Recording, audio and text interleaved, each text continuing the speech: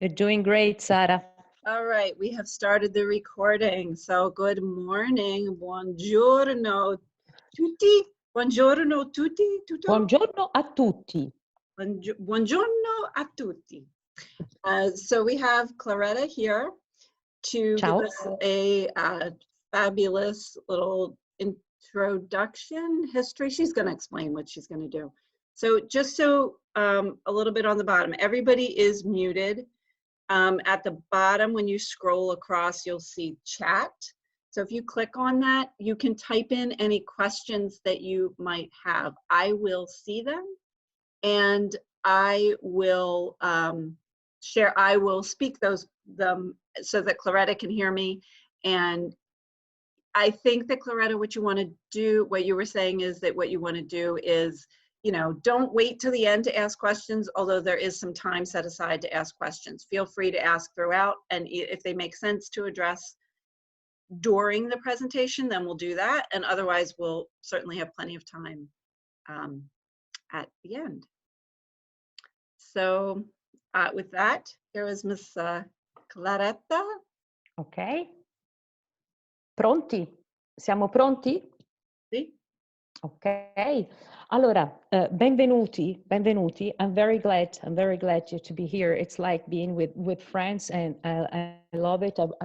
I'm missing you all. So this is a way to discover Florence. It means that if you've been to Florence before, it will be a great opportunity to know again a couple of things, more than a couple, because in 50 minutes we're gonna leave 1500 years of history, so a lot of things. And if you have never been here, it's great because you can have an idea of a global idea of what the city is and what the history of the city. When I say discover Florence, I would like to underline that sometimes we use a cover, we use a veil on a city. So it's like a postcard. So if we know some secrets, something regarding the history, we can appreciate much better what the city is. It's not just a postcard. So that's why I'm saying unveil. If you have questions, of course, as Sara was saying, you can ask me. And at the very end, also for any kind of curiosity, apart from the history, of course, but food, whatever, I'm here and I'll be glad to answer. So, this is the city that maybe you know, so that's a view. We have the hills here up to Fiesole, where Etruscans settled down a long time ago, 1500 years ago. And here you have the religious center and the whole city. But where is Florence?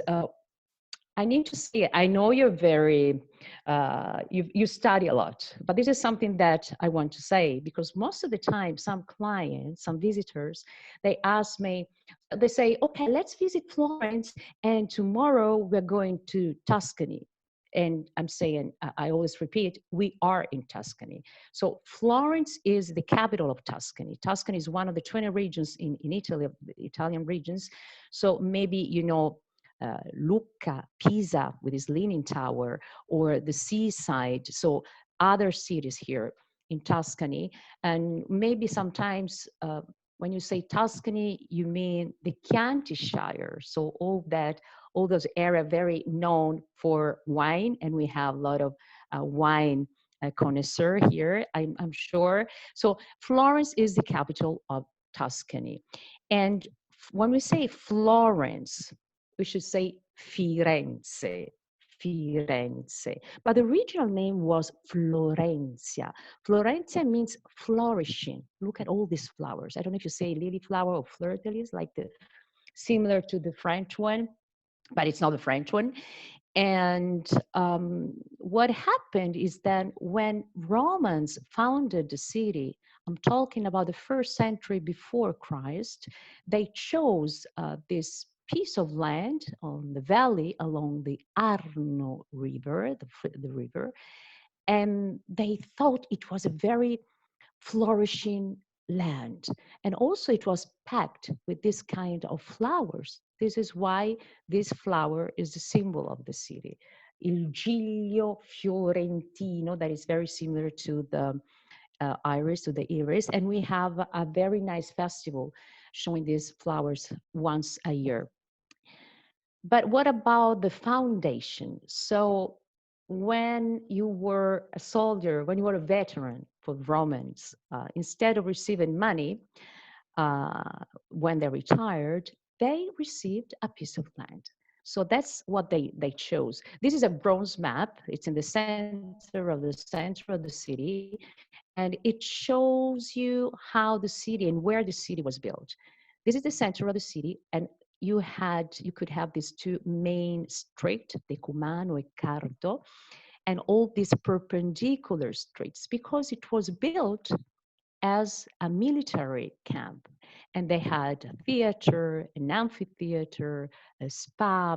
It was very small, a very small city. So all these churches, also this religious center that you see here was built in the 1300s. So while we talk about the Roman period is 2000 years ago. So this is the center that I was saying, okay? The center with the capital and the main streets here. But now we have a big jump because 1500 years, a lot of time. So already in the 11th and 12th century, Florence was started to be rich, wealthy, and independent. This is a very important word, independent. So priors of the corporations, of the guilds, like bankers or winemakers, shoemakers, they could be part of the government. That made Florence be independent. So sometimes churches were also used as offices, the way to register people who were born. So this is why in the baptistry, this is the baptistry of Florence, it could be a church as well as a civil building. So Dante Alighieri, Michelangelo, a lot of people were baptized here. Baptistry dedicated, of course, to Saint John, High John, Saint John the Baptist, and Saint John the Baptist is the patron of the city also. This building was built in 1059, and it's octagonal in shape. It's beautiful. All the marble comes from Carrara and Prato. It's all original, of course. You have other views. Look at the city. It's so beautiful. And these gates, this door that you have here, these are all replicas, but still they're really wonderful. And Saint John the Baptist, as I was saying, is the patron, one of the patrons. You know, it's better to be protected, so we have more than one patron. We have like 10 patrons here, and one of them, but the most important is Saint John the Baptist, who's celebrated on June the 24th. We have celebrations for that day. We have fireworks. Unfortunately, we didn't have it last summer. We will have it next summer, I'm sure. So this is an amazing view that you have at night on the old bridge with the fireworks. But what made Florence being that rich? Because we were talking about independence, but the money, where did the money come from? Well, first of all, you have a river here, Arno, the river here in Florence, so trade. Second, textile, and then bankers, a lot of bankers, and the golden florin, the gold florin, that was the currency of the period, struck here in Florence in 1252. So that was the currency, and this is Saint John the Baptist on a coin, and on the other side, in the back side, this is the symbol, now you know it, is the symbol of the city. So you have a lot of reasons to become a rich and wealthy city. So what to do with all this money? Well, first of all, why don't we build churches? So churches were huge places where they could house pilgrims, but also they could teach people what to do. So it was like a school. Remember that people couldn't read. couldn't write. So it was a perfect way to teach them something. Okay, let's say that you can't express, you can't understand very well what's going on. Everything is very dark, middle age. Your life is short and health conditions are not very good. And you enter a huge church where everything is dark, no light, no candles, only torches, and you should understand a message. So if I show you something like that, maybe you think that I'm happy or something is funny here. Well, I'm happy to be with you. But apart from that, and if I show you something like that, you might think you should go to the right side. Okay. So what happened if you have something like that? Wow, you enter a church, is dark, torches, and this wooden panel is enlightened by these torches.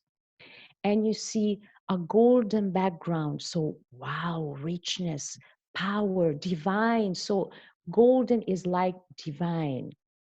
But it's not like in the past, it's not like in Byzantine period, where saints were portrayed very severe, very strict, I would say. But here, it's different.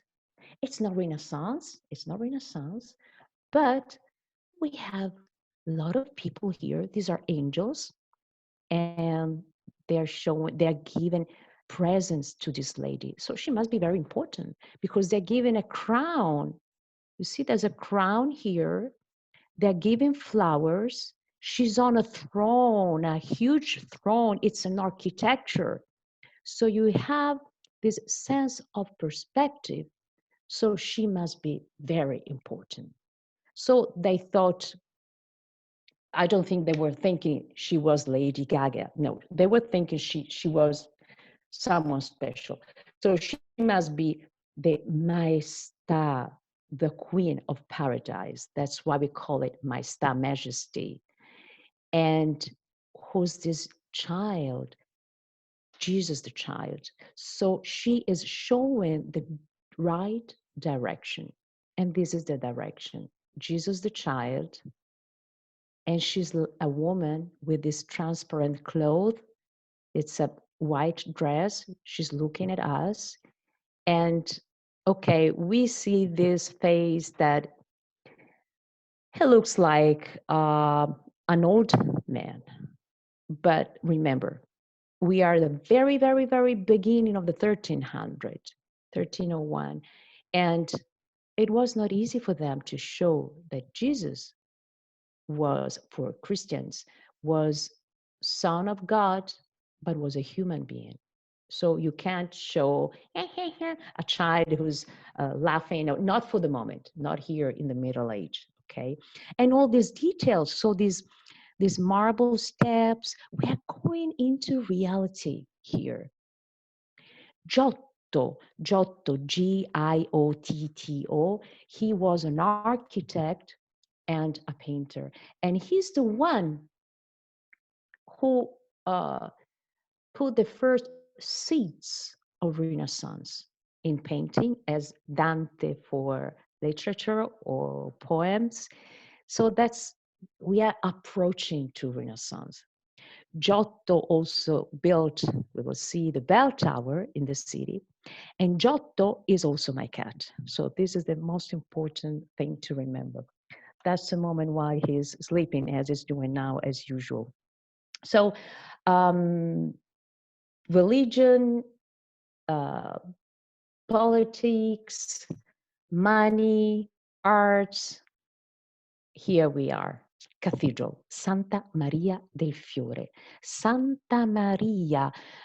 Florence is a Marian city. So all the churches, most of them are dedicated to Santa Maria del Fiore.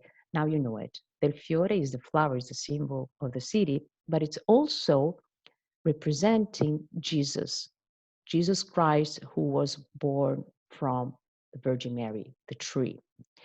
Cathedral, but we also say Duomo.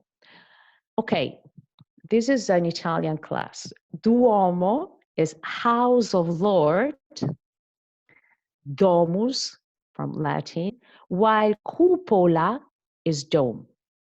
So it's a little confusing. So dome is cupola. This is the dome, the cupola. But the whole church here is il Duomo, the house of Lord, is the main church in the city. Cathedral, because you have the cattedra, so the throne, the chair of the bishop. Okay, stop with the Italian class. We have a view of the religious center, baptistry, do you remember? A part of the facade, the dome, the cupola, and the bell tower by Giotto. I'm not testing you because I can't now, but I would like to. Okay, and here again we have the bell tower, and all this marble facade is original. Carrara, the white marble, maybe you have it in your bathroom. And Prato, the green marble, Chianti, Siena, Maremma, the pink reddish. And this is for the religious architecture. But what about the civil architecture? Where could these priors meet together? Here. So today we call it Palazzo Vecchio, Old Palace. But at the very beginning, it was the Palazzo dei Priori, the palace where the priors were working. They stayed inside the palace for 3-6 months without getting out, never, never, and never, until they could find the right law. They didn't want to be corrupted. This is not like it is today in Italy, but period. I'm stopping here. But that's the way they were doing. Think that they were praying. They had a private church, a private chapel inside the palace where they prayed before writing a law. So you have this tall tower, the stone palace, it looks like a fortress. The loggia here on the right side, this is a loggia is like a portico, like a porch, let's say, where today you have an open air museum with a lot of statues inside. And towers were also used for, to defend, to feel protected by rich, noble people.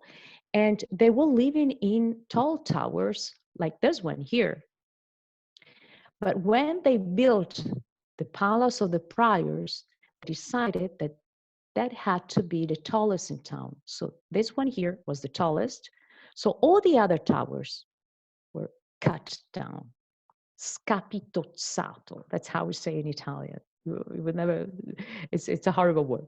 So this was the previous seat of the priors in this tower. So it was inside this tower that they could work, they could live, and they wanted to feel protected. And that's why families who had the same ideals, they lived in the same area. So they were living in the same area, sharing the same well, when they had it, the same spaces, and then they had the private tower, okay? We call it Tower of the Chestnut, Torre della Castagna, because they used chestnut to vote for the election. So you could have a black chestnut and without, I don't know how you call it, the skin, the white chestnut. And then we have ballottaggio, when they were not sure, ex aequo. So that's why today we say ballotage, because of the chestnut. In Florence, we say ballotta, we don't say chestnut. So this is the Torre della Ballotta. I think it's an interesting story. And Dante Alighieri, maybe you remember something, because he's the one who maybe you you loved him in the past or you hated him, depends, while you were studying the Divine Comedy, and the Old Bridge, 1300, Ponte Vecchio. I love this picture. I love this picture. It gives you the idea of the city. And nowadays in the city, even if you think, okay, it's just two things, you know, just two words. It's not history. It's today history, contemporary history. Even if we miss people, we miss visitors, friends, but you walk in the city and it's an atmosphere that I didn't remember. I mean, maybe 40 years ago, 45 years ago, when I was a child, I was walking in the street. I used to walk in the street. It was this atmosphere. So you really feel any single stone inside that city. So, Old Bridge, Ponte Vecchio. We have several bridges here in Florence, and they were all very old. They were all very old. But there were sometimes there was a flood. Sometimes they collapsed for celebrations, and that happened also to the Old Bridge. But the Old Bridge was then rebuilt in 1345. 1345 is the new bridge of the Old Bridge. Okay, I hope you understand this very confusing concept. So 1345, and you see all these small buildings. They are not residence, so they are not residential building. They sell jewels. So there used to be butchers here, but the Duke Medici. So when we talk about the Medici, it's a huge story. If you want, we can meet again. We can talk about the Medici as we can talk about Michelangelo. But of course, today I can't. It will be a discovering the city, so just a view of the city. So the Medici, maybe you know that they ruled the city for 3 centuries. And the Duke Cosimo didn't want to walk together with people. He wanted to have his private path. So he commissioned Vasari to build a corridor. It's 1 kilometer long. Can you see on top of the bridge here? And it links 3 different buildings. And it's a perfect way to walk without being seen and to escape in case of danger. And while walking, he didn't want to see butchers. Meat, I'm the Duke. So I want to see gold. And that's the reason why since 1589, we have this jewelry shop here. These windows were enlarged in 1938 when Hitler met Mussolini. So Hitler could see this bridge, he fell in love with this bridge. But it's not the reason why this bridge was saved. It was Gerhard Wolff, a German general who was living in Florence, working for Hitler, who decided to save this bridge because he was in love with the city. But that's another story. Okay, so again, we have I shot some pictures here, other views of the bridge.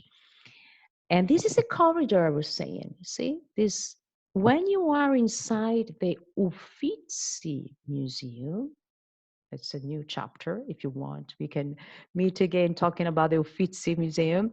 So from the Uffizi, you can see this roof here and this corridor. And you can see other bridges, the other bridges that were mined during Second War, unfortunately. Well, I think that there's some among you who knows this sundial. This is the sundial on the old bridge. The first sundial, the first clock that we had here on the bridge in town. So maybe you know it. I'm not testing you. the flood. So the bridge is like an assist for me to introduce the subject of the flood. We had several floods. A very serious flood in 1966, November the 4th, 1555, November, 1344, November. It's November today, but it's a sunny day. Why am I saying that? Because think, now it's important because we always complain and we always think, oh, we'll never be able to be as we were in the past. What's going on in this world? Okay, 1344, the flood.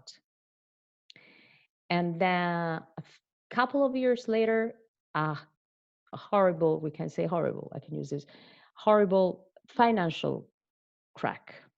So the whole city was, and the Black Plague, 1346. Inhabitants from 100,000 to 40,000. Artists, a lot of artists died. And what to do? Desperation. I mean, there's nothing, no money, no hope, no health. It was impossible. But we're from Florence. We are from Florence. 1401. 1401. Beginning of Renaissance. Coming from that desperation, we were, I mean, I was not there, but they were so, yes, desperate, in touch with life. They wanted to live their life. They started thinking, hey, but life is precious. What am I doing here? What am I doing here? This is something that we should do today. So apart from talking, apart from praying, apart from thinking, what can we do here? So people starting to work very hard, and they were sharing each other everything they had, and also what they were learning. They were influencing each other, also artisans and also artists. And rich people, the only rich people existing, they gave money to educate people. It's not they were sharing money, aid, 1 florin to you, 2 florins to you, no. But they started to give money to build or to create sculptures. They were trusting in artists. Sometimes artists were 14, 15 years old.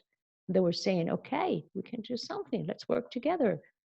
That's how everything started. And also there was such a competition, and competition, sometimes it's a bad thing, but I think it's not when we talk about work, when we talk about what to do with the rest of the world. The rest of the world in that period was Venice or the church or France. What can we do here? We need to show that we're strong. We need to do that we can work together. And that's what they were doing. So 1401, competition to desire a pair of doors for the old baptistry. So 2 panels, just 2 panels. And the subject was the sacrifice of Abraham and Isaac. And 2 artists, 2 very young artists, Ghiberti and Brunelleschi, were the last competitors. Brunelleschi lost the competition. Maybe he was considered to be too dramatic. Well, here it's not that funny. It's not a very funny scene, but here you see the way he's using this arm. It was considered too dramatic, too realistic for that period of time. Ghiberti won, and he spent, I could say, the rest of his life sculpting the 2 doors for the baptistry. 25 years for the first door, 27 years for the second door. And Brunelleschi, he was very proud. He was mad. He was Italian, was a man. So he went to Rome, he studied the Pantheon, and he started thinking about what to do. okay, I think I know what I will do. Here's just Ghiberti. Who cares about him? That's the selfie that Ghiberti sculpted. I mean, he worked at that door for 52 years, so he wanted to be remembered. But this is Brunelleschi. So that's the selfie of Brunelleschi.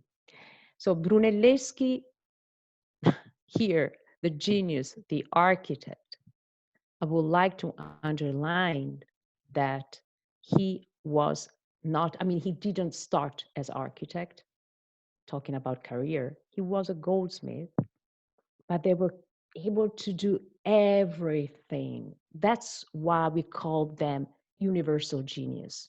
It's not that they were good in baking cake. Okay, that no spaghetti. I'm sorry, I'm not able. No, no, they could do everything, and they did everything in a perfect way.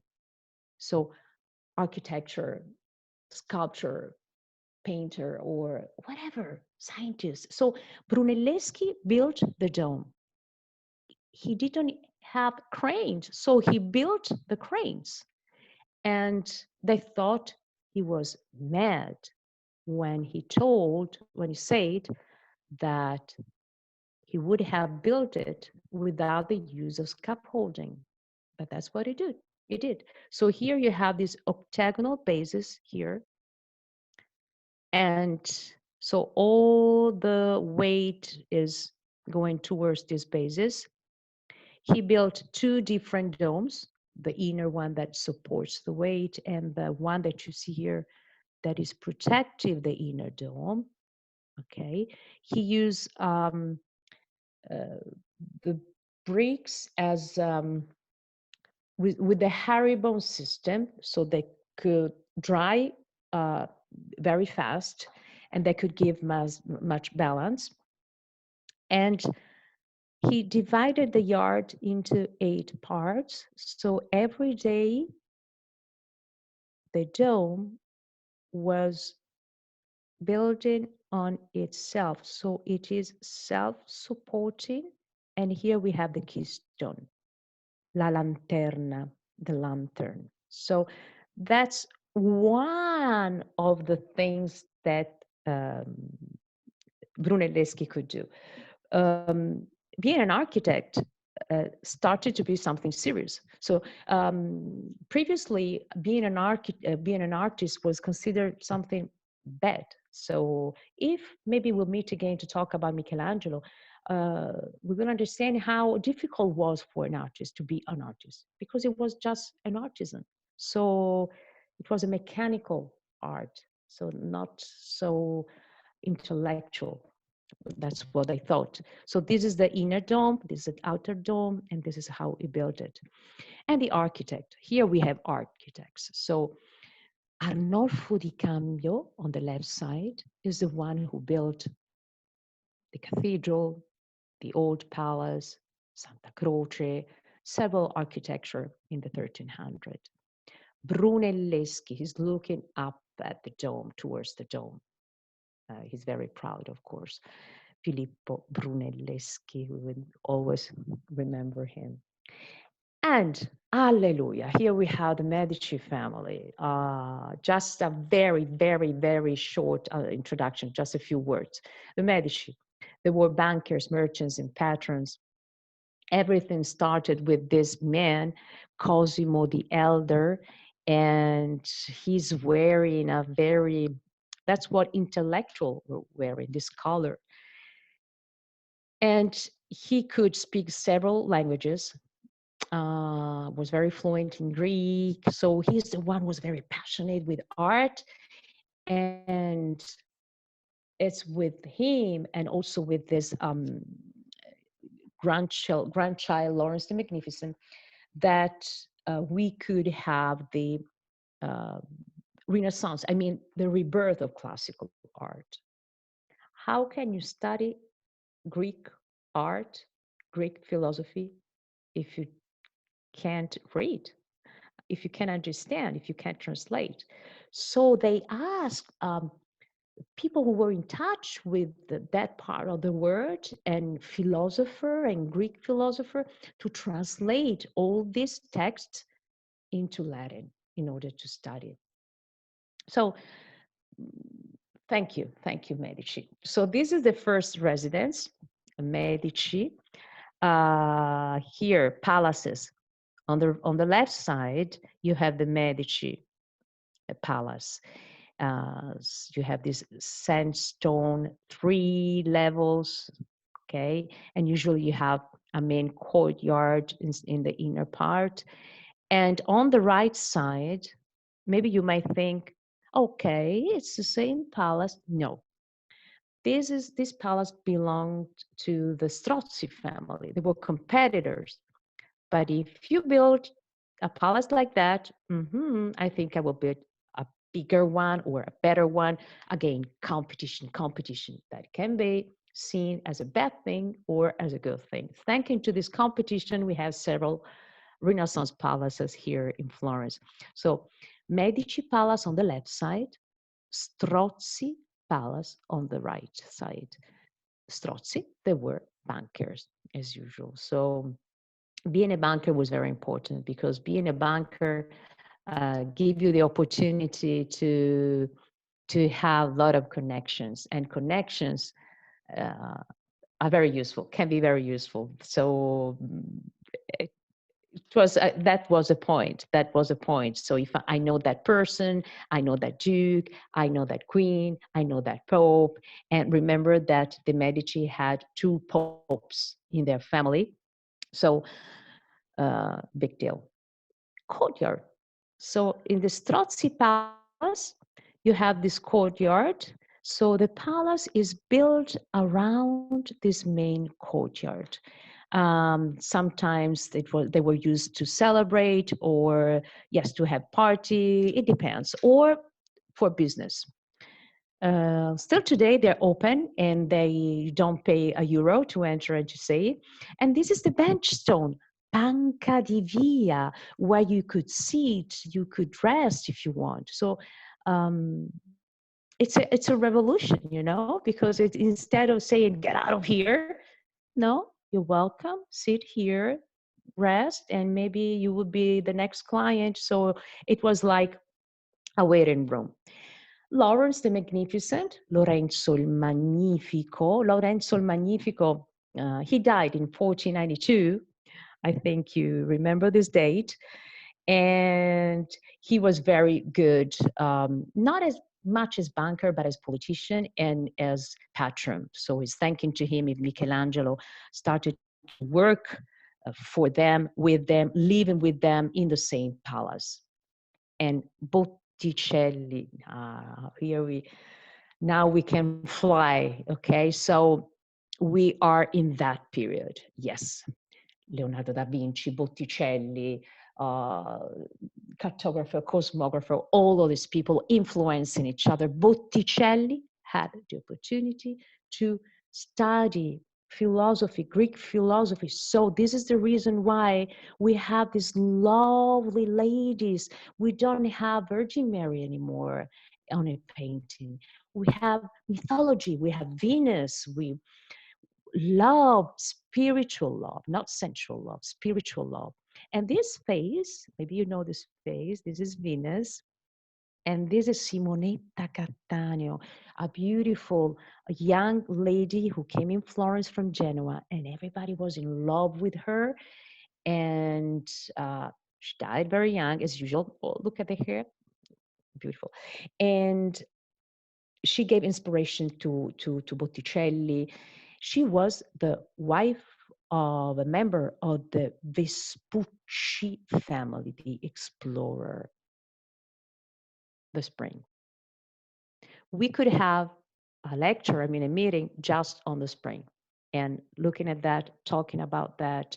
And this is Renaissance. It's joy, it's music, it's love. So if we meet again, if you want, we can talk deeply about this painting, but I had to show you this painting. I had to show you what Renaissance is, and all these details, all these ladies dancing with this hair. You can see the wind. You can feel the wind. You can feel the wind of Renaissance. but now architecture. So I told you that it was a quick view of the city. Santa Maria Novella, my favorite church. I shouldn't say it, but I do. That's, again, a milestone of Renaissance with a very mathematical result, I could say. This facade was built in 1470, so that's the same period. So Botticelli, Lorenzo il Magnifico, Leon Battista Alberti. So this church that is in the back of the train station, you would never guess that here you have a railway, a train station. This is the symbol. On top, you have a triangle, and this is the symbol of the quarter. Florence is divided into 4 quarters. Santa Maria Novella, it's one of the 4. This is a Dominican church that was also a science center. So in that period, science and church, for a very short period, they could be together. And look at that stone part. So the facade is a perfect way to hide, can say, this stone part. So this is the Gothic part, stone, and this is marble, the facade, the front part. The front part was also always the last part. But here we are inside another church.